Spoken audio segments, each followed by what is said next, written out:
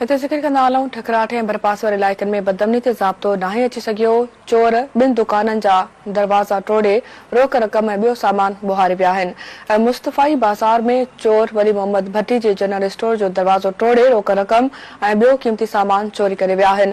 सोरिया बादशाह चौक वेझो चोर मीर हसन पिताफ़ी जे अलमदीना कम्युनिकेशन सोलर सिस्टम दुकान जो दरवाज़ो टोड़े रोक रक़म ऐं ॿियो सामान बुहारे विया। मुतासिर दुकानदारनि पारां इतला ॾियण बावजूदि मुबारकपुर पुलिस वारदात वारे हंध न पहुती। मुतासिर दुकानदारनि मीर हसन पिताफ़ी ऐं वली मोहम्मद भट्टी ॿुधायो त चोर दुकाननि जे दरवाज़नि खे टोड़े लखें रुपया रोक रक़म ऐं क़ीमती सामान चोरी करे फरार थी विया आहिनि। हुननि चयो त इतला ॾियण बावजूदि बि पुलिस हिन वक़्त ताईं न पहुती आहे। मुतासिर दुकानदारनि एसएसपी सखर ऐं ॿिनि वसवारनि खां मुतालबो कयो त बदमनी ते ज़ाब्तो आणे चोरी थियल रक़म ऐं सामान वापसि कराए इंसाफ़ कयो वञे।